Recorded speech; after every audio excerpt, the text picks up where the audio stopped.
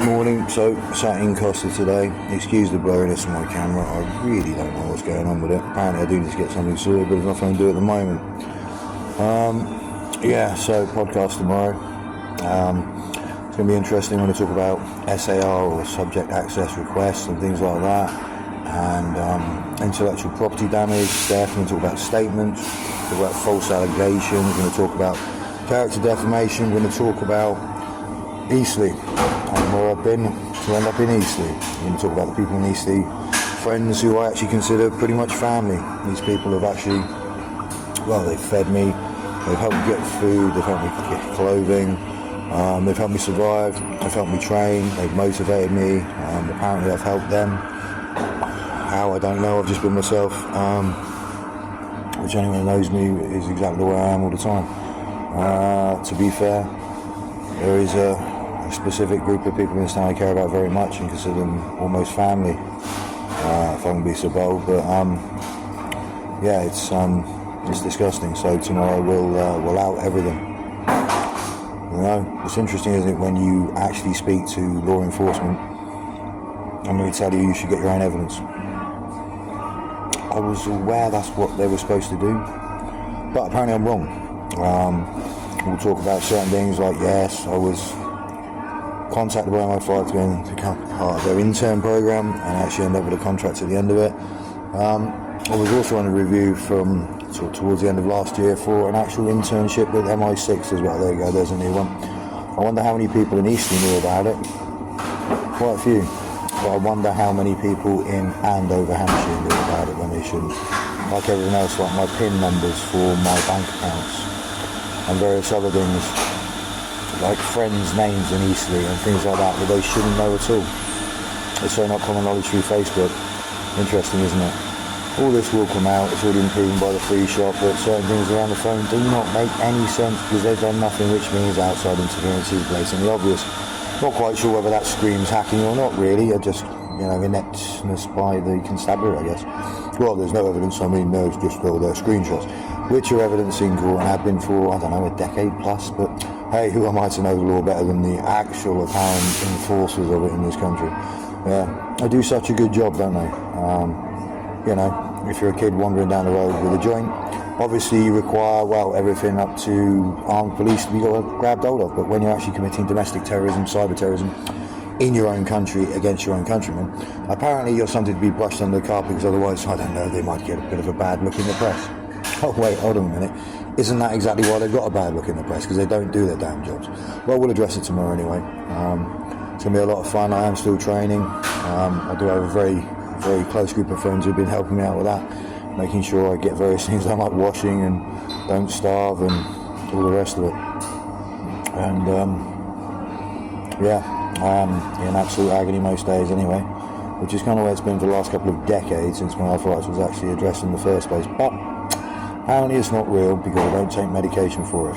Instead I found a better way. I train, stay motivated, stay mobile, and still try and do everything I'm supposed to be doing. Like competing in powerlifting and being a champion and all the things I've done since, I was 16. All the other things I built and was part of apparently are things I'm not allowed to be afforded. Which is interesting.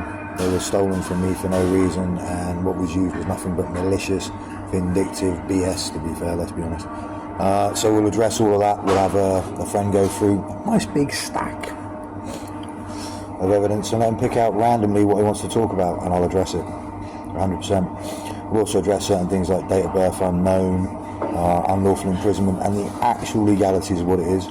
Economic abuse, which would be, just in case you're not sure, having to ask your partner who's in complete control of the finances for what would be classed as a little bit of pocket money or even something like to buy tobacco with, so you could actually have a roller or something during these stressful times where your life's being hacked into, various technology being used illegally against you, but instead you're told to just get on with your life and ignore it because obviously you have some sort of mental health failing. Funny, the experts didn't say that, and the actual current technological knowledge of real experts would say that this sort of tech's been around since 1962 and just has a swerve on it to today's modern technology. Still a sadistic, in fact even more dangerous than it was, and probably a little bit more accurate than it could ever have been. So look forward to it, guys. Some of it you may not understand, some of it you probably will think is not real. I don't care.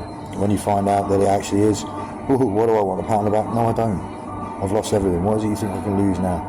I've built friendships in this town that mean the world to me, and I'm not prepared to lose them. Where I'm from can burn as far as I'm concerned.